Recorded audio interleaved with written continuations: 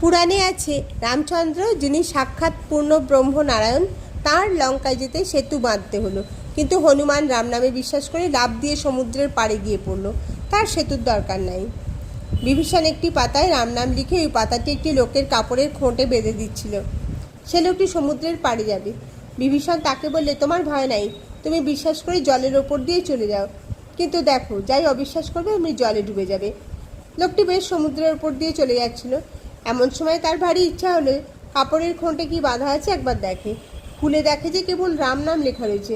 তখন সে ভাবলে, এ কি, শুধু রাম নাম একটি লেখা রয়েছে? যাই অবিশ্বাস অমনি ডুবে গেল।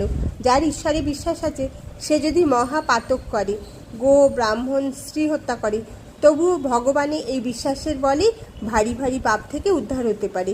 সে যদি বলে আর আমি এমন কাজ করব না, তার কিছুতেই ভয় হয় না।